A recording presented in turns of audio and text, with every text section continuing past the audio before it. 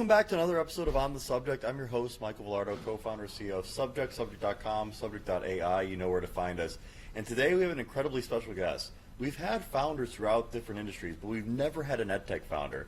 And this EdTech founder even says they like EdTech hot takes. So we're especially excited to have her on the show today. She's an incredible founder, leading a business, Edlink, where she's a co-founder and COO, right in the heart of Austin, one of our neighbors. Amanda Goodson, thank you so much for being on the show today. Thank you for having me, Michael. No, we really appreciate you being here today. We're so excited to be your neighbor here, and also we're an extremely happy customer, so there's an ad placement for you all here. Go Edlink. They're an incredible company to work with and really collaborative, but this is more about the founder journey. We wanted to really dive in and really bring the audience around because a lot of people really look to us for business advice and such. So, what was it like for you? It looks like you are a Longhorn, so you spent time in Austin beforehand, but where'd you grow up? Did you always want to be an entrepreneur? Tell us your story. I want to hear it. That's a great question. I'm not from Austin originally, but I have been here since 2011, mostly. I don't know that I could ever say I'm from Austin, although I have heard people say that 10 years makes you an Austinite. I heard that about New York, so now I take it for 10 years, you're a Austinite? You're official, yes. Yeah. But I grew up in East Texas in a really small town. Population like 6,000 people. Very cool. I don't know that I always wanted to be an entrepreneur, but it came naturally to me. I would do things like buy jelly bracelets from the dollar store and sell them to friends at school and stuff. So yeah, I think the interest has sort of always been there. That's awesome. What was East Texas like? We're learning so much about the Texas culture. We, 6 of us moved here for launching the office. Yeah. And then the other 35 or so are relatively from here, but we're loving Texas so far. We've had a great experience in Austin. What was East Texas like growing up? What was the, the high school environment like? Did you always want to go to University of Texas? That's really the dream, right? Yeah. Growing up in a small town, at least in the 90s and early 2000s, you were either going to go to UT or A&M. Yeah, I was saying, because A&M that's a little more east than here, right? Am I getting it right? Yeah, A&M is in College Station. Yeah. And so I don't know that I had a particular one in mind. My mom really liked Texas A&M, but she didn't go there. No one in my family went to school before I did. I really ultimately ended up picking UT because I had automatic admission and I wanted to go to business school, and they had the best business school. So was that top 10 piece Yeah. in Texas? Yeah. Could you tell the listeners more about this? Because I remember seeing this growing up, and I was like, one, I think that's so cool because you can easily quantify where you end up. But two, it made it extremely competitive to be able to go to Texas within the state. Yeah. And it's known as one of the most difficult universities to get in within your own state because of this program. So tell the listeners out there across the country what this top 10 placement looks like. Sure. So I will say they have reduced it from top 10 to top 8, or who knows what Wow, it so is now it's top 8, and that's percent. So originally top 10%? Yeah, it was top 10% when I was in high school. But so if you graduate in the top 10%, you get automatic admission to any state school of your choosing. And cool. Some schools will admit you to the specific school at the university, so the business school or the engineering school, if you're top 1% as well. At least that was true when I was going to school. So so there wasn't much of a choice for me. I knew I had to go in-state because that was the only way I was going to be able to afford it. And UT had the best business school, so I applied to one school. Love it. Hey, you got pretty good success rate. That's true. So you come to Austin, you're at an incredible school. Was Austin becoming a tech hub at this point, or what was the environment like? Of course, we're really new here, so when we see the skyline, we're like, this is so beautiful. But I know Austin has changed a lot in the last 10 years, so you've been here since 2011. What was it like when you got here? And did you always think I want to stay in Austin long term? Yeah, I think I knew I wanted to be in Austin long term. There's a phrase that's like the longest way around is the shortest way home, or something to that effect. Yeah, the shortcut is always not a shortcut. It's right. The long way that's a shortcut. Yeah, so I was pretty sure I wanted to stay in Austin, but I did do some traveling after I finished school, and traveling is part of what I think helped me realize what a special place Austin is to be. But as far as your question about what it was like to be in Austin then, I think it was blossoming as a tech hub, and part of this could be where I was in my own life and my awareness of the issue, but I don't think people referred to it that way then as much. Not Startup Factory, what is it, Capital Factory? Capital Factory, it's like the Y Combinator of Austin. Yeah, and it was a thing then, and we spent some time there even when I was in school for this social entrepreneurship course I was in and that kind of stuff, but but people didn't refer to it quite the way they do now. And it has changed a lot. The skyline has changed a lot. A lot of the old Austin restaurants and things have gone away, but new favorites have cropped up too. So it's been, for me, it's been enjoyable to watch it change. I know. What are your 2 favorite Austin restaurants? Okay, fair question. Hestia. Where's this? Hestia. Oh, dude, Hestia is... Please indulge me. We love dinners. It's downtown. They just got their first Michelin star. Wow, let's go. And everything they do has some smoke element. So they do it over the flame. And they do a lot of surf and turf. So a lot of, yeah. Hestia, Hestia? Yes, like I think Hestia is the god of the hearth or something Very like cool. that, Yeah, which sort of like, makes sense if sounds you very Greek god. think about what they do. But Hestia is great. Man, my second favorite is probably Tyson's Tacos.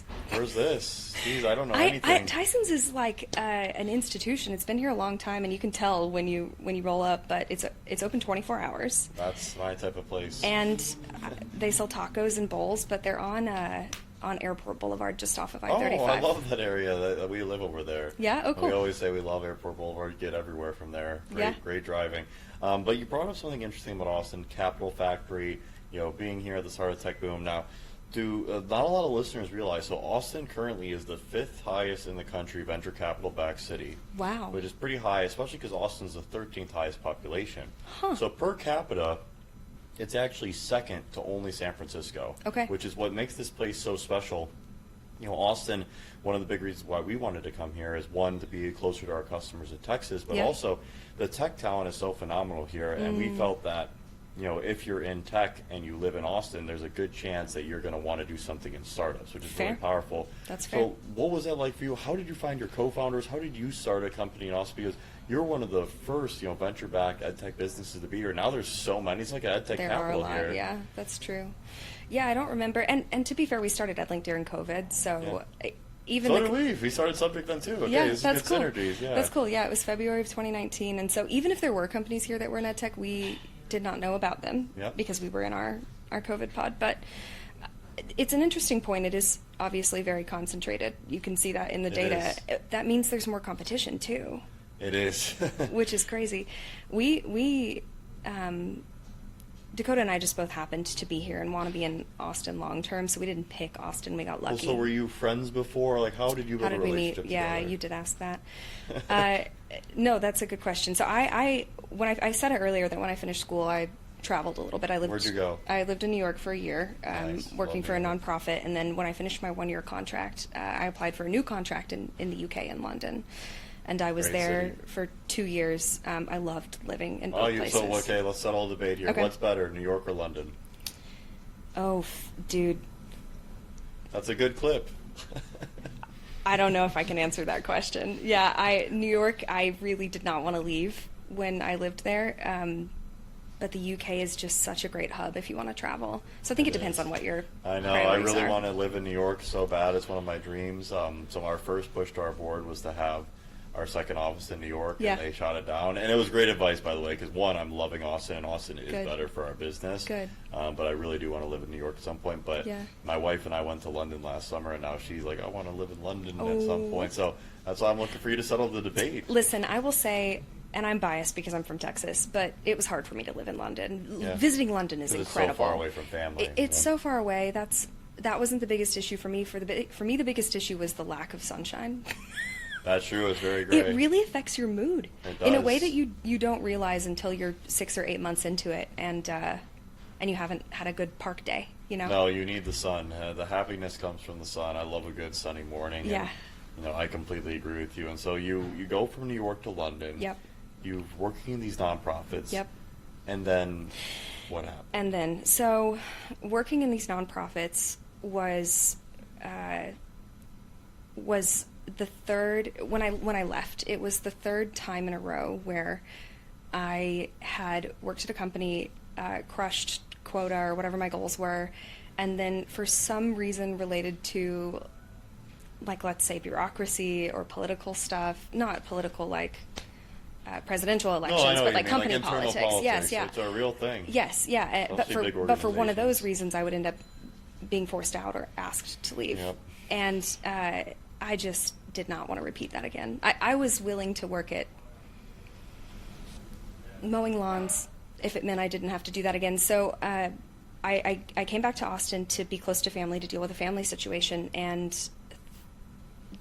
was resolved to only work for people that I really respected. And I didn't have an opportunity beating down my door at the time, so I struck out to work for myself. I love that. Bet on yourself always. Yeah. The only thing I felt like I could confidently do was help founders find their very first customer. So I started asking. Big role.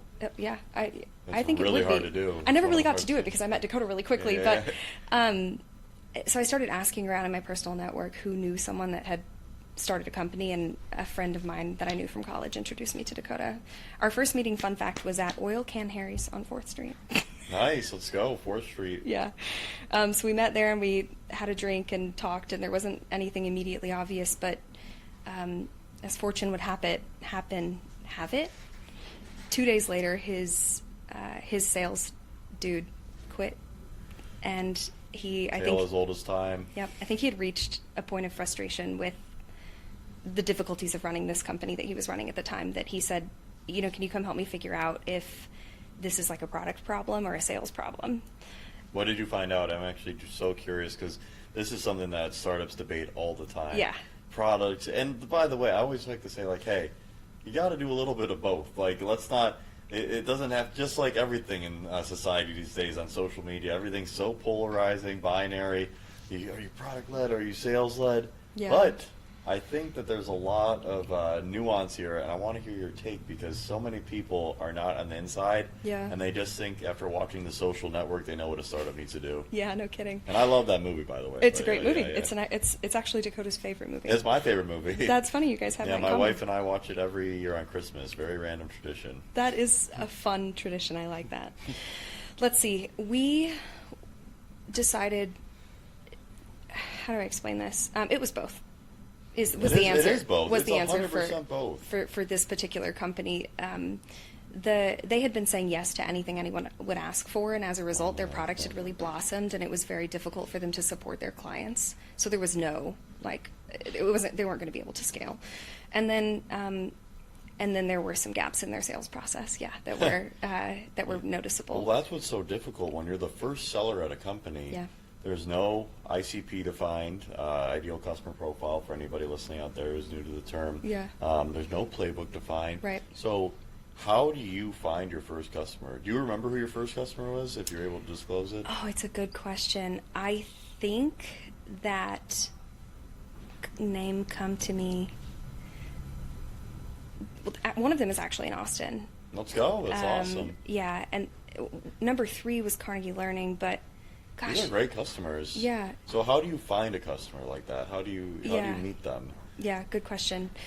And an interesting one, because when I first came into EdTech, I had the impression that you had to have a Rolodex to do this, and I didn't. That's what a lot of people do push on that. Yeah. To your push. I loved your branding on your LinkedIn. The hot takes on EdTech, and see more of it, because we feel like we have a lot of contrarian takes. Yeah. I think the biggest thing is you just have to be super passionate about helping education. Yeah. It doesn't mean that you have to be in education for years to do that. If you have a Right. passion, and that's what we really try to recruit for. If you have experience, it's fantastic, but I do notice sometimes you have to be in EdTech for 10, 20 years to have that level of success, and Yeah. I don't really feel that's the case. Yeah, I would agree. So the way that we ended up approaching it is we were going to form a hypothesis and then test the hypothesis. And so we formed a hypothesis that there was this certain problem that we would be able to solve, and that people who experienced that problem would pay money for it. And that's how we tend to approach things. And so the answer is both. If we can't prove our hypothesis out, then we need to form a different hypothesis and try and prove that out. But I think people get into trouble when they stray from their hypothesis and just say yes to stuff, or maybe feed bad data into their hypothesis. Yeah, no, it's so true. And so, you start this, you get this off the ground. Yeah. Is it the two of you, or is there another founder as well? Well, so I was working for him at Atlas Yep. Learning, and while we were there, we decided to shut the company down because it was both, and Yep. they weren't getting a ton of traction. when we were doing that, we wanted to make good on the promises that he had made to his clients. This was a publishing platform, and so he had built some integrations for the publishing platform. We were transitioning the clients over to a new vendor. They didn't have any integrations. No one did at this time for LMS integration stuff specifically. And they would ask if they could buy the integration separately. Wow. So that was like, you know, my whole career's been in sales and marketing, and I've never been in that position before. And Dakota was so great to work with. So that was like an easy yes for me. So that's amazing. So now you've done 2 companies together, so you have great trust, you have great reliability. What is the key to maintaining a healthy co-founder relationship? I hope Dakota watches this. Yeah, there we go. Shout out Dakota. What is the key? I mean, we don't shy away from hard conversations. Yep, you gotta be run towards the hard. Yeah, I would say that's been really helpful. We don't. How do I explain this part? We are very clear about decision-making authority too. I think that really helps. We don't have a Dakota is the CEO and I'm second in command. We are co-founders in the sense that we have a lot at stake, and I think that keeps us in kin in a lot of ways. But at the end of the day, the decision falls to Dakota. Yeah, but I think it's great that you have the sense of authority and responsibility to each other, but then also the ability to disagree and commit. We do that. It's fantastic. But co-founder relationships, they do take a lot of work, and because you go through a lot and you spend so much time together. So and much. The biggest thing I'd advise, and you've obviously done a great job. My co-founder and I are very close. He's on our board, Cool. But no longer active in the business. But I think the biggest thing is to spend so much time in your co-founder relationship, because you know, they're really special people, and I'm so grateful. I had an incredible co-founder, but we even had a third co-founder early days. So of the 3 of us, 1 made it a year, the second 3 years, and now I'm 5.5 years in. Okay. But I would advise anyone to put more and more effort into those co-founder relationships, because your goal is to last the whole time together. Yes. But it's sad. It seems like it's more of a rarity now in startups. Why do you think that is? Man, I think probably because people start companies maybe for the wrong reasons. I think a lot of what happens online gives people the impression that it's really glamorous, or that they're going to make like that. They're going to make a Hulu documentary about you or something like that. But it's like being the lowest rung on the totem pole. Always. It's the hardest role of all time. Yeah, I know. I love it. Like, oh, I don't have a boss. You have a million bosses. No, your customers, your investors, and the great irony is you might start a company for autonomy, but then the sense of responsibility is like this weight that does not feel like autonomy. Have you ever watched Lord of the Rings? Not that I can remember. I mean, I have, yes, but I'm so bad at remembering movies. It reminds me a lot of that journey. I've been trying to get my wife to watch it, and I'm not even a big fantasy guy, but that and Harry Potter watched a lot growing up, and I think that the startup journey is very similar to the Lord of the Rings, Frodo taking the ring to Mordor journey, because you just feel such a sense of responsibility, and it's so heavy, but you know that you're the best person for that role, and you got to go get it done. Yeah. But yeah, do you have any good co-founder or founder coping mechanisms in terms of how to get through how stressful the role is, and what any junior entrepreneurs out there should aspire to be able to learn in terms of emotional and psychological discipline? Yeah, I think pay someone professionally to help you get through it. That is I have saying pay for peace. Yeah, an incredible investment in yourself and in your business. Yes, I agree. Yeah, that's probably number one. Number two is, I think Dakota in particular really enjoys his work, and he will work on the weekends sometimes. Yeah. And I think sometimes people, there's a conversation about how you really ought to have this separation between work and life, but that's a values judgment. Yeah. If you really like your work and you want to work on the weekend, I don't know why anyone would look down on that. Thank you. I agree, because that's something that I've always got confusion on, and there's obviously a lot of keyboard warriors out there in the world who hate that. It's like, nobody says that you should work on the weekends. Nobody says in general, rhetorically. Yeah. But if someone loves working, which I put myself in that category, and they want to elect to work, why is that hurting anybody else? Yeah. It's same like if you love to go fishing, you go fish. Nobody should hate on that. Or if you love to go shopping, that's your hobby. Yeah, exactly. Like whatever, while we are here delivering value on this earth, whatever makes you happy and you're Yeah. able to do for you and your family, you should go pursue your truth. Yeah, totally. I thought of that because I was going to say, like, maintaining hobbies. Yeah. And I wanted What to are your caveat- hobbies? Thank you for asking. Right now, work and health are my hobbies. That's mine too, pretty much. But in past seasons of life where I have needed more hobbies to help my brain shut down, gardening. When I first moved into my house, I did a lot of flipping furniture, where I would buy like Nice. an old piece of furniture and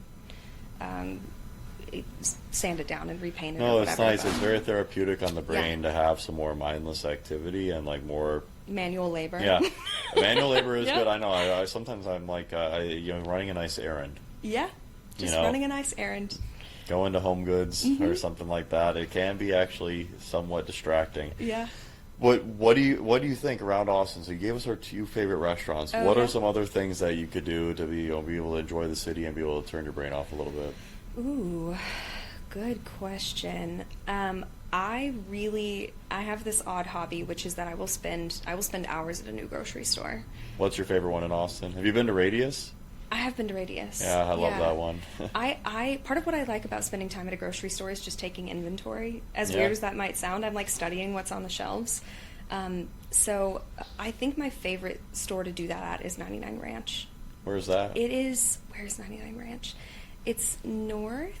It's an Asian market, but I think just because of what they can and can't import, depending on what's available and import costs, everything's always different. It sounds great. I might need to go So, check it out. You should. There's also H Mart, which is further away, but 99 Ranch just happens to be closer to And me. is EdLink only in Austin, or where is the rest of the team, Yeah. or what's the size of the company these days? We are in office 5 days a week. Same with us. Yeah. Love it. Respect. Yeah, we have one office here in Austin. Yeah, That's it's a it. great place to be. So everyone's in Austin. Everyone's in Austin. That's great. No one's remote. And for your customers, is it exclusively education technology companies, Mm-hmm. or are there any schools that you sell to? What does that look like? All of our clients have an EdTech product. Some of them do have products that aren't exclusively EdTech. Oh, cool. So what do you think of the difference between working with those companies and the exclusively EdTech companies? We work with those companies less because we try to stay focused on Yeah, the focus is a superpower. our niche. Yeah, But saying no is good. I will say for the companies that we work with who have a divided focus, where they have an education-facing product and then like a product that services some other kind of industry, they don't want to spend, how do I say this politely? Their education product is not their cash cow. Yeah. And so they are thinking about how they can partner more often than build. And so those relationships are really good. And how do you acquire customers typically? Like for us, we're huge at conferences. Is that the Yeah. same for you, or is it more cold outbound? Like what's like the process and methodology look like for a Yeah. business like yours? Fair. When I started EdLink, like I mentioned, we didn't have. Well, Dakota had a little bit of a network in EdTech, Yeah. so I would be fibbing to say that we didn't have some leads. We did, and some of our first clients, Carnegie Learning being one of them, was from those initial relationships that Dakota had built at Alice Learning. But everything else was cold outreach. We didn't start visiting conferences until like year 2 or 3, and they've been lovely. It is. They're amazing for sales. I would have never Yeah. guessed that coming into this. I had never Right. been in a conference-led business either. sales strategy. Me either. It's amazing what people will share with you in person that they won't share over Zoom. In person is magic. That's why we're in person for work. Yeah, Yeah. like what was that like getting everyone back in person for you all? We were never remote. Love it. Even better. during COVID. And I know that sounds weird, but it has more to do with our journey and less with our stance. It was just 3 of us. No, when I agree. COVID Like happened. yeah, during COVID for us, it was 3 of us, the Yeah. 3 co-founders, and 2 of us were in person every day, Yeah. and 1 wasn't, and naturally the 2 of us got really close. Yeah. And of course, personal circumstances come up, but and we were based in LA at the time. It was Yeah. a lot harder to get people to come into the office. That makes sense. And then over time, we saw a little bit of a splintering of the culture. And so we just made a big change into 23, early 24, and Wow. said, hey, we're going to go 5 days a week. And it did shake the tree a little bit, Yeah, as I'm you would sure- I'm sure it expect. would. Yeah, as you would expect. But as things settled, it's just been so much smoother for us. And also, it's so nice for the recruiting process because Yeah. it's an automatic disqualifier for a Yeah. lot of people, which is great for them and for us. It's Yeah. like, hey, this isn't the best fit for you, no harm, no foul. Yeah. But oftentimes when, you're either hybrid or remote, you will have people who are looking at a variety of companies, whereas if you're fully in person, you're only interviewing people who want to be in person. So it's a lot easier to pattern match. Yeah, it is. I wish that people were more clear about the things they want from their next role, like as clear about their desire to be in person or remote as they are about the other things they want from their role. Because people will tell you straight up, I don't want to be in person. That's not interesting to me. That's something that's but so if you easy say, for them. these are our values, they're like, yeah, those sound great. Well, Yeah. but do they resonate with you, and do they align Yeah, with they like won't the be off. operating framework that you can see yourself in? And yeah, I think people could use some self-reflection. Yeah, there. what would you advise someone who wants to apply to EdLink or wants to come work with you? How could they be better, more successful, and be able to approach the job better? Yeah, I think if EdLink's values don't resonate with you and you can't see yourself operating in, like using those as an operating framework, then it will not work out.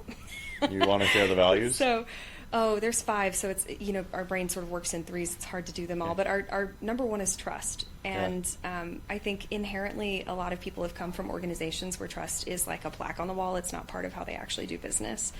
And they might have to like tell subtle fibs to get what they need, or suck up, or things that aren't trust all building. the politics stuff, Right. internal politics. Yeah, or they'll build relationships in maybe valid ways in other places, but that are surface level, like around politics and religion and that kind of thing. We have a strict no politics, no religion, no gossip rule at EdLink. I think believe we have that in our anti-sell law. Great that's rule. cool. Yeah, because we saw like Brian Armstrong with Coinbase. Do you know about this? Like he came out with this pretty strong during the pandemic, Okay. and we just drew a lot of inspiration. Oh, around like no that. politics at work or something? Yeah, like Okay. just like in general, just also no gossip culture at all. Like Yeah. we despise gossip. Like Yeah. it just builds a really poor culture, and Yeah. it hurts trust. It Yeah. hurts trust. Yeah. The opposite, though, is radical candor, and that's like really uncomfortable for a lot of people. And they might think that I have noticed that often people think they want to step into a culture of radical candor and trust, and in reality, like shadow operation is where they feel more comfortable. And so, in practice versus in theory is hard. And I think if I were giving someone advice about coming to work at EdLink or anywhere, I'm excited to go to EdLink now. I might have to take a look. This sounds like you guys have a really transparent culture. You're very upfront with what you're expecting. we sure try. Yeah, we sure try. If anything, I try to scare people away instead of inviting I agree. them. That's called the anti-sell. That's what we do too. It's like we have a whole anti-sell doc, and that's where we have Yeah. some of the stuff like, why would Oh, you want to yeah. work at this company when we require this, that, and the other? And that way, everyone Yeah. knows what they're getting into. Yeah, totally. That makes sense. You asked me earlier, though, about if we have any school clients, and I don't want to shy away from that because we did just recently, it wasn't recent, it was a couple of years ago, we thought the integration problem between the SIS and the LMS at schools was solved. We just assumed it was because the data we were seeing in the LMS was very similar to what's in the SIS. But it in a lot of schools, it still gets there manually. That's So- why I thought you would have a lot of school, you Yeah. could, because we work with incredible partners, but a lot of their data, it's really hard to be able to share it. It's siloed even within the district, yeah. So we do have a product called Flow that specifically connects the SIS and the LMS, and I think we have, I'm going to butcher this, but I think we have about 100 schools that use it today. That's a good amount. Yeah, and most of that happened organically. They found us online. We were optimizing search-wise for the API product for EdTech companies, and IT admins would write in and say, I see you integrate with Canvas. Can you integrate my insert SIS with Canvas? And the answer was no at the time, but the answer is yes now. That's amazing. Yeah. Well, I love that. I think one thing that we do always like to do on this pod, especially because education, is we like to root ourselves in gratitude. And so we always love to be able to look back and say, is there a teacher or a student or colleague of yours in your educational journey that if they were to listen to this podcast, you would want to shout out and give gratitude to today? Oh man, that's an easy yes for me. All of my best influences were teachers. They're the heroes of society and Yeah. super underappreciated, so we try to Yeah. fight for them every day. School was a relief for me when home was hard. And Cynthia Candler was my middle school writing teacher. And we were writing for some state standardized essay, and she ended up taking this and turning it into like a tactic in one of her books. But wow, she wrote a book? She wrote a book. Amazing. Yeah, and great teacher. I would like take the blank page in my book and fold it into thirds, and people would look at me crazy, but I would do that to like write one section and then fold it away so I could write the other section based on some structure that she had taught us for writing stories. And I just remember people looking at me weird, and she like approached it very much with a curious, what's going on there? What are you doing? And it ended up being one of the strategies that she taught later on, which was kind of funny. But She gave you a shout out in the book? Yeah, she did. She did? Yeah. Oh my goodness, that's so cool. Yeah, it was cool. I was like, I don't know, 10, and Yeah. she wrote my name in this book, and I was on top of the world. And then I had a high school AP biology teacher whose name escapes me now, and that's a shame. But I was in 9th grade, and I was in a really bad place in life, and I was crushing it in AP biology, and that was like the one place I was crushing it. And my adopted mom at the time also taught at the high school, and he would walk every test over to her and show her my results, just so to like cool. encourage her, and that was really cool. She eventually leaked that to me, and it made me feel really believed in. So, yeah, and my adopted mom and her sister were both teachers as well. So I was. Teachers are the best. We love teachers. We love coaches, and we love your expression of gratitude. That was beautiful, and that's the best way that we always adjourn these incredible conversations. Yeah. Where can we find you on socials, and where can we find Edlink? Ooh. So I am not a good internet person. I don't watch the news or participate in social media very much, but so LinkedIn's probably the best So option. find her on LinkedIn, edlink.com or It's ed.link. ed.link. Yeah. Find the company ed.link. Yeah. And please continue to tune in so we get more incredible conversations like the one today. On the subject, we're really trying to push Spotify and YouTube. Find us, click, comment down below, like, subscribe. Thank you so much for being on the show today. It was a blast. Thanks for having me. It was a lot of fun.